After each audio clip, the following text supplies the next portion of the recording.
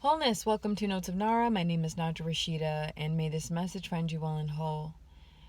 All right. The breath. Is anyone else tired of the digital age? Is anyone else tired of technology? I know you're watching this video and you're probably like, Naja, you just spent probably 20 minutes or however long this video will be staring and talking to an object, and then you wasted time uploading your 2D version of yourself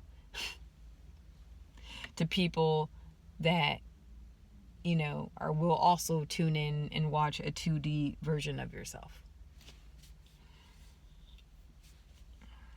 So I don't mean to confuse you, but I just want to share some sentiments.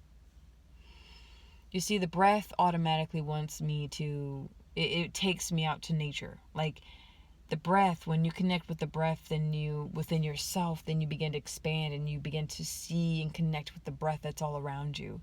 The breath that's in the trees, the breath that's in the air, the breath that's in all living things, all things moving and manifesting and creating and shifting and changing and forming.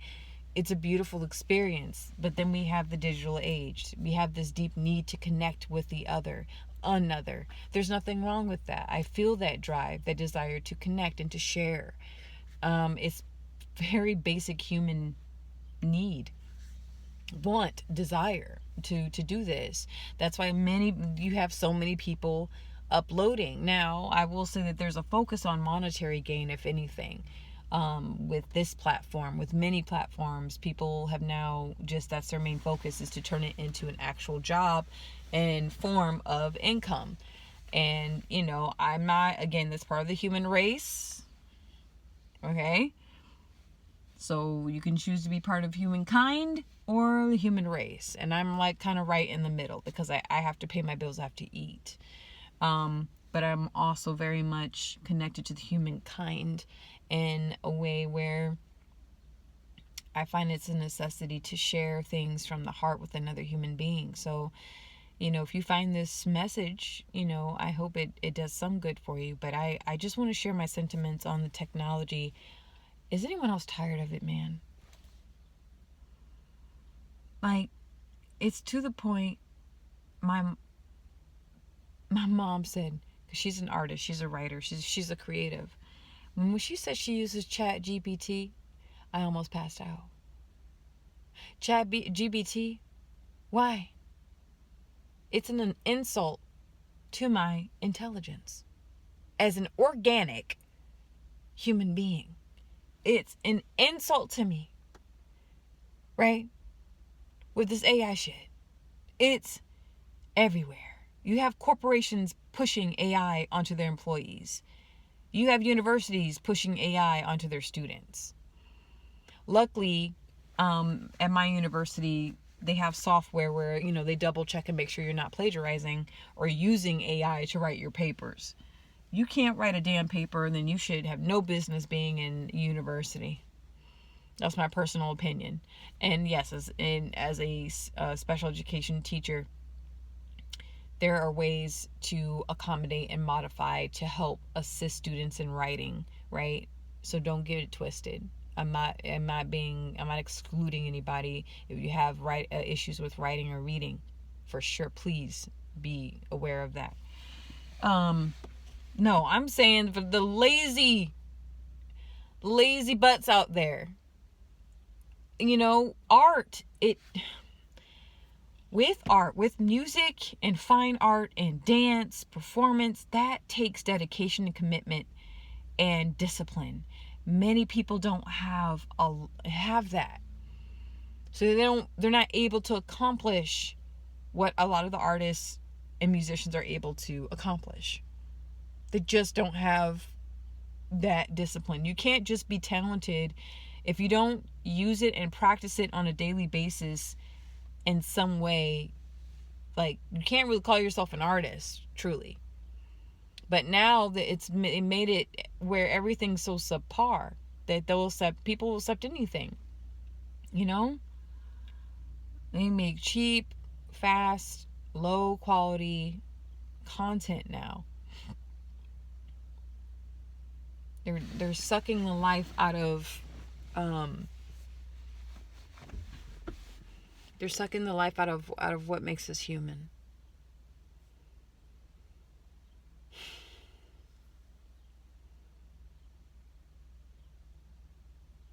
It's very sad.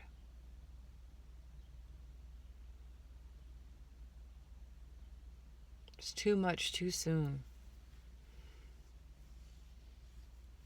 Like, AI is just so. Have you guys seen the art? Like, you put in a certain code or even like a topic, and then it'll just digitize your artistic idea. And you can tell. For empaths out there, you can tell it's soulless. There's no life in the art. There's no life in it. It's completely soulless. You can, and human beings can tell when there's feeling in music, when there's soul in music, when there's someone's spiritual imprint in the music and in the creativity, in the dance. But all of it's too much. It's too much. And I thought about, like, well, what if I just stopped with this YouTube channel? You know, I'm a musician, and on my it's called Notes of Nara Music, or yeah, Notes of Nara Music, and on my music channel, if you haven't checked it out. And when I did it, I thought, you know, at first, back in 2021, I said, okay, I'm going to embark on this journey, and I just want to do it and put it into practice and just share my music, and it's going to grow from there. And I knew that it would probably take several years, maybe even a decade. It takes a lot of time with art to gain traction, unless you're one of the lucky ones and it's, you know, you have the right contacts and the right amount of money to invest in your projects, and someone catches wind and then you're viral. But most of the time, it takes a lot of effort. You put in a lot more time and energy into it than you would, you know, just with anything else, really. And that's what I did. I would share all my music, put up post. And I'm thinking to myself now, the amount of time that I put into posting and editing my music, and to, you know, put those coverings and stuff, you know, to spruce it up, you know, because the images and photography and all that, to make it attractive to the viewer, I could have put into the practice of actually learning the instrument or learning the software program. I'm at a point in my life as an instrumentalist where I just rather spend all that time that I would at editing my music, you know, for an upload for a post, and put that into my instrument and just learn the songs, learn the music, and perfect live performance. I love live performance. There's nothing like it in the world. There's nothing like it. You can record all day and you make it a pitch perfect. You make it so awesome, but live music is magic with sound. It's you know, sound alchemy. Live music is, and I love it. Classical music, it doesn't matter what the genre of music. Live music is live music. It's when the soul is singing. And that's what I want to do. That's what I want to tap into and to perfect. So, you know, as far as uploading my music online and not really knowing how to protect my creation and you know, to copyright the music that I've put up, I'm on the fence, because it's so easy where people are just yanking and snatching and stealing other people's work. Truly, most of the content on YouTube now is just people reacting to other people's reactions. It's so inauthentic. You're taking people's, you know, like, someone will make a comment on a movie that was written by a whole team of people that took probably maybe years to, you know, create and produce the film, and they're making commentary off of someone else's work, and they're making bank. They're making a living off of doing that and commenting on someone else's reactions to someone else's reactions to someone else's reactions to a video. What is that? You know? And how do I know? Because I spent a lot of time and I've seen it. I've been active on YouTube since probably like 2010, 2009, 2008, for a long time. And since then, it's really morphed into something else that's very fake. And I rather learn my instruments in peace and sit and bathe in joy with that than try to appease to an artificial audience. You know, there's something so beautiful connecting to a live audience than sitting in front of a camera, hoping, wishing, and praying people are watching it, you know? And no shade to there's a lot of musicians I truly admire, where they share their healing music through harp music and drumming and all hand drums, like beautiful meditative stuff, really healing, and they're just running with it. And if anything, I would probably do that, where I would just, upload my live music that way. But to sit and to just habitually do it all the time, every single day, upload, even with this is the most raw and the most real and the most authentic you're going to get from me. And I thought about getting a better camera and getting a better mic. Why do I need to do that? I don't see the purpose. But yeah, anyone else just tired? Anyone miss the 90s? You know what I'm saying? When someone say, hey, I'm going to call you tonight. Okay. 9 chances out of 10, you were there to pick up that call. And if you weren't, it wasn't the end of the world, Now it's like you don't respond to a text, or it's people crash out, as they say. Very different times that we're in. And artists are struggling. They're struggling to find their space where they're getting noticed, right? But they're not, it's not turning into this soulless activity. You can't do that with art. You can't do that with art.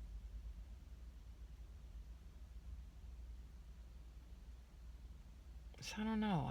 It's a strange time, strange feeling. I'm gonna take a nap.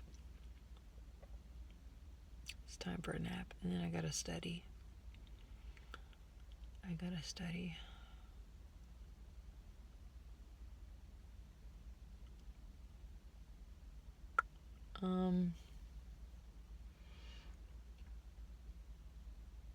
How do we breathe in an ever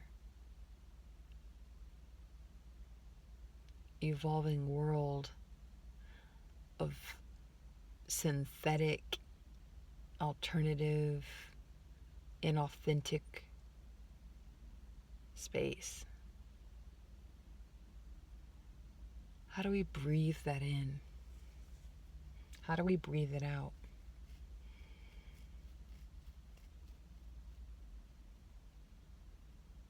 Would my art be art if no one ever sees it? Would my music be music if no one ever heard it? Why do I want to create at all? And it wasn't like I've always loved the spotlight. I don't like the spotlight on me at all. However, I love performing.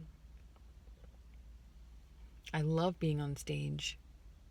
It was fun, invigorating, challenging. Whether I was playing one of my instruments, or I was in an operetta, or a musical, in my early years, in my youth, and as a woman in my 20s, teens and 20s, I loved it. It brought me a lot of joy. And now it's like, okay, so I don't have a big audience anymore. The spotlight's not on me, but I still enjoy. I just want to do it to enjoy it at this point. Not to pursue a career, even though that would be nice, but not to pursue or gain anything, like so ambitious, like I want to write 5 albums and this and this. And no, I truly just want, I feel like if anything, my art and my music would be a space where I can truly be liberated and free in my joy. To feel joy without pressure of pleasing an audience, of pleasing someone who's an art critic, or, you know what I'm saying? I'm doing it because it brings joy.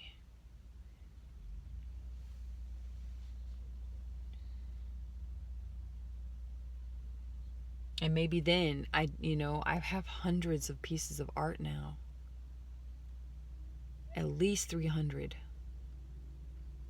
At least that. For sure. At least 300.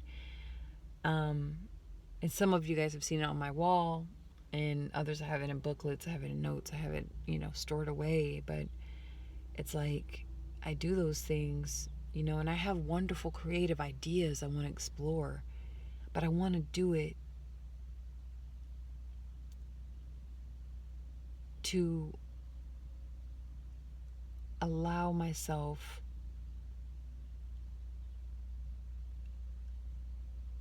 creativity to become like almost like a spiritual practice. That's where I'm at. With the breath, and and I find that with technology,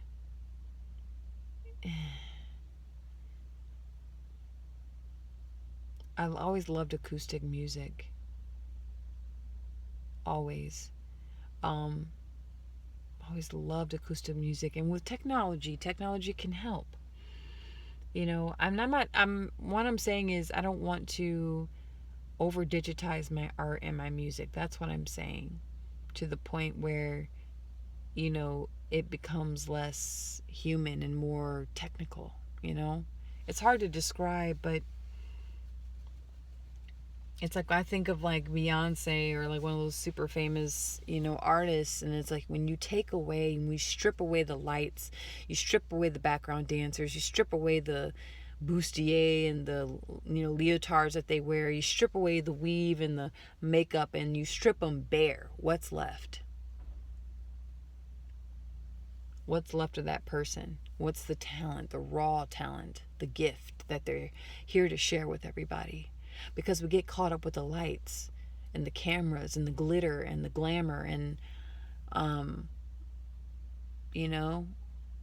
and the beat. Even music is heavily manipulated. I always love traditional folk music from around the world, whether that's African music, Celtic music. I always have had a deep connection with Irish and Scottish singers when they would sing in Gaelic. Like, I love it. Their melodies and harmonies in Celtic music is almost unmatched. But anything traditional, there's a Mongolian music group that would do traditional songs. Amazing, just amazing. That's, to me, is the soul of the human is so clear, crystal clear. It's not, it doesn't get too caught up in the reverb and the what makes that techno beat. There's nothing wrong with EDM. Nothing wrong with EDM. Okay. But I wonder what it would be like to allow my authentic artistic expression to be my spiritual connection now, and not like a religion. Like allowing my music to be my sadhana.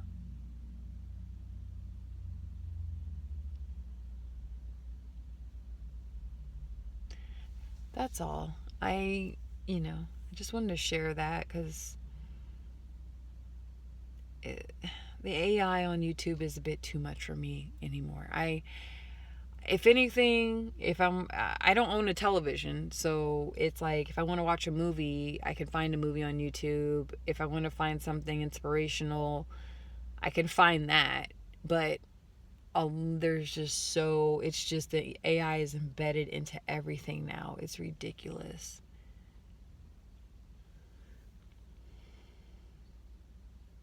You go to Google and you put in a question and it's like an AI overview. It's like, but maybe that's what Google was the entire time and they just changed it. You know what I'm saying? Maybe the Google search engine from like the early 2010s, early 2000s, early 2010s was just AI anyway. I just feel like it's just too much. And I don't think I'm the only one that feels that way. Everything is digitized. Like with the phone, the cell phone, that changed everything, man. If we didn't have a cell phone, I feel like the mental health of humanity would be so much better because people would be forced to leave their little bubbles and to really go deeper into the community or create communities more so than just of a click of a button. There's a woman in my travels I met. She lived in a remote area, and she never drove. She didn't go out. She never left her land. She was young too, like 43 in her 40s, so it was weird. Which I think there are other things going on I'm not going to mention, but she would have meetings and meetups, only all of it online. Never did she hardly ever left the land. She solely relied on the internet. And I think the missing ingredient in all this, and the most important ingredient, is the electricity. If we had no electricity, ooh, interesting times indeed, wouldn't it be?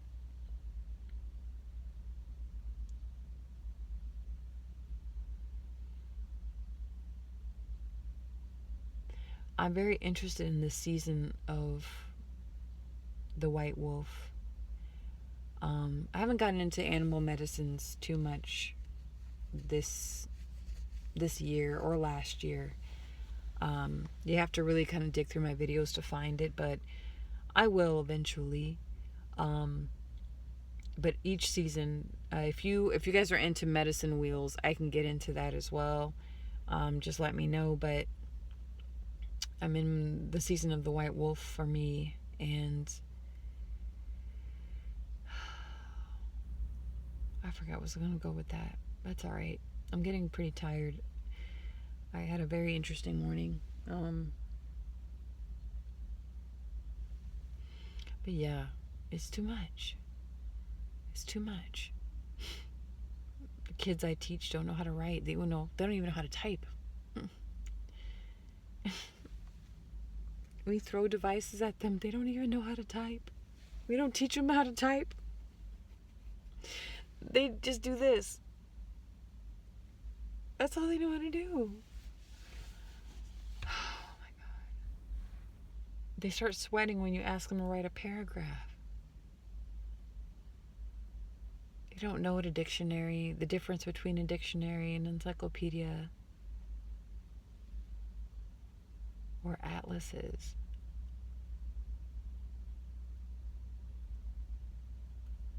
Or a thesaurus. They wouldn't know. I'm doing my best to teach them though, okay? I am, but it's appalling.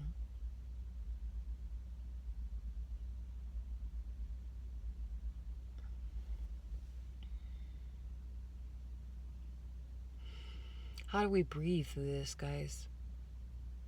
How do we breathe organically in a ever evolving synthetic world of fakeness? Are they going to start making, well, they already have a synthetic fruit. Is a fruit without seeds that used to have seeds, is it still a fruit? There are no seeds in our fruit anymore. It's synthetic food.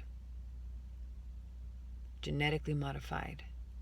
No seeds. They don't want us collecting the seeds. They don't want us growing our own seeds. The probability of taking a seed from the market and planting it in your own crop, the probability of it verging and becoming biodivergent, biodiverse, right? It increases, right, with different foods, different areas, different temperatures and environments. They don't want that. They're killing the biodiversity in our food. So they took out the seeds. There are no, like, if you see, like, either when you bite into an apple, the seeds look very weak. There's no seeds in our grapes. Grape seeds are actually very healthy for you, and you can eat them. You can also eat the seeds of watermelon as well. You're taking the seeds out of the watermelon.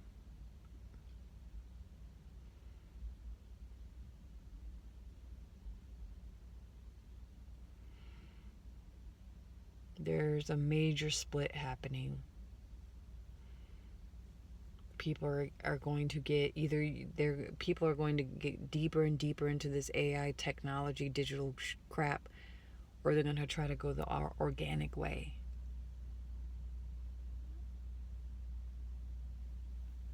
It's too much. Our world has become too noisy.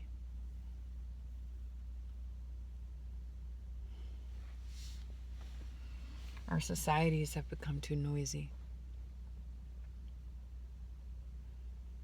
Everything is feeding off of your energy. It wants you distracted and sleep. Big question is, how did we get here?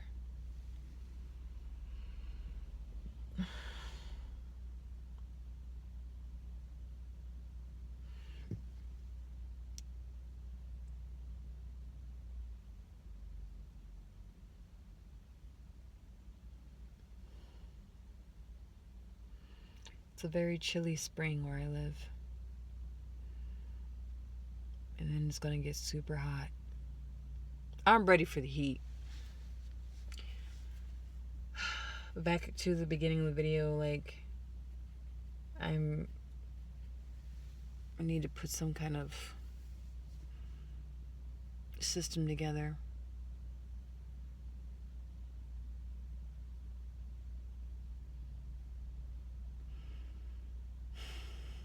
So I can get in shape.